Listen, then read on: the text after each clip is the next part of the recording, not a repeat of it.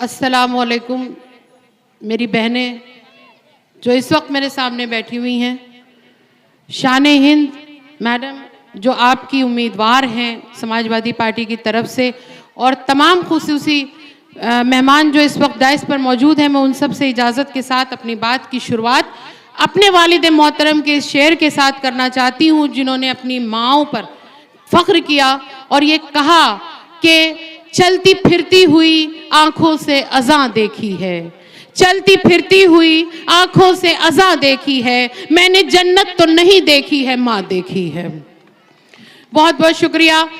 मैं अपनी बात शुरू करने से पहले मैं ये कह देना चाहती हूँ आप लोगों से कि मुझे यहाँ पर आप लोगों के बीच हमारे राष्ट्रीय अध्यक्ष जनाब मोहतरम अखिलेश यादव जी ने भेजा है कि मैं जा कर के अपनी बहनों, अपनी बड़ी जो यहाँ पर मेरी माँ जैसी मौजूद है, मैं उनसे रूबरू होकर कुछ हकीकत बयान कर सकूं और मैं इस काम आ सकूं कि मेरी बहन मुंतखब होकर के असेंबली से और ये सरकार उसमें आए, समाजवादी का परचम लहराएं।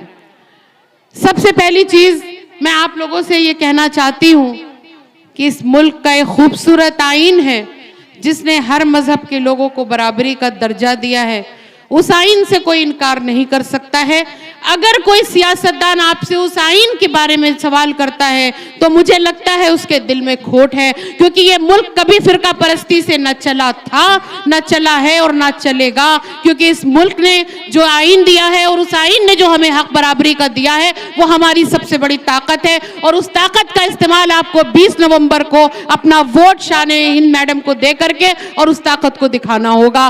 तब जा करके हालात मालेगांव के सुधरेंगे और जहां जहां हमारे कैंडिडेट्स खड़े हुए हैं कम से कम उन लोगों को बड़ी से बड़ी जीत हासिल हो।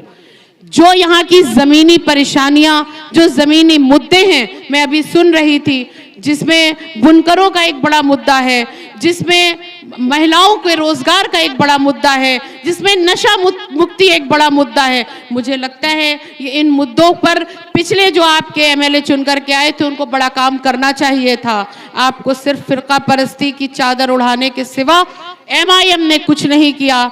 उत्तर प्रदेश के मुसलमानों ने एक आवाज़ में एमआईएम को नकारा और ये कहा कि ये मुल्क आईन से चला था और चलेगा। यहाँ पर हम वोट उसको देंगे जो हमारे लिए काम करेगा, जो हमारी बेटियों की हिफाजत करेगा, जो हमारी माओं के सर पर आंचल को सलामत रखेगा, जो हमें रोजगार देगा, ना कि उसको जो सिर्फ ये कह करके हमसे वोट लेने की कोशिश करे कि आप फला मजहब से हैं, आप फला मजहब से। इसलिए मैं आप लोगों से एक गुजारिश करती हूँ, ये इल्तिमास करती हूँ कि ऐसे किसी फिरका वाराना आप वादों में मत आइएगा। इस मुल्क का एक खूबसूरत आईन है। मुझे लगता है हम सब यहाँ पर मौजूद होकर इस बात का हल्फ उठाएं कि कम से कम हम ऐसे लोगों को नकारें जो मुल्क में, जो देश में नफरत फैलाने का काम करते हैं। क्योंकि इस्लाम का एक बहुत बड़ा, आप मान के चलती हैं कि इंसानियत की कितनी बड़ी जगह है इस्लाम में। आलम इस्लाम ने कभी किसी से नफरत करना नहीं सिखाया। हम इस्लाम पे की अगर बात करेंगे तो उसमें किसी भी मज़हब के बारे में गलत बयानी पर पूरी तरीके से रोक लगाई है। ये ममनून है कि किसी मज़हब के बारे में आप गैर इस्लामी बात करें। मुझे ये कहते हुए बहुत ज़्यादा फ़ख्र हो रहा है कि मैं इस वक्त मालेगांव में अपनी बहनों के बीच मौजूद हूँ। मैंने बचपन से मालेगांव का नाम सिर्फ अपनी पापा की ज़बान से सुना था, जब वो वहाँ पे तमाम मुशायरों में शमूलियत होती थी उनकी। फिर वो जाके बताते थे कि बड़ी मोहब्बत करने वाले लोग हैं, सिर्फ उनसे नहीं बल्कि उर्दू ज़बान से मोहब्बत करने वाले लोग हैं। मुझे लगता है कि मैं आज अपने आप को बहुत फ़ख्र महसूस कर रही हूँ अपने लिए कि मैं आप लोगों के बीच मौजूद हूँ। मेरे पापा ने कई बार अपने शेर में अगर उर्दू की बात करें, मैं इस वक्त यहाँ पर बैठी हुई अपनी बहनें जिनके सरों पर आंचल है, जो नकाबों में जिलबाब में हैं, मुझे मजाज साहब का एक शेर याद आ रहा है और मैं इस शेर को चाहती हूँ कि इस यहाँ की बहनें, यहाँ की माँ, यहाँ की बेटियाँ सच करें। मजाज साहब ने बहुत अरसे पहले कहा था कि तेरे माथे पे ये आंचल बहुत ही खूब है, लेकिन तेरे माथे पे ये आंचल बहुत ही खूब है, लेकिन तू इस आंचल से एक परचम बना लेती तो अच्छा था।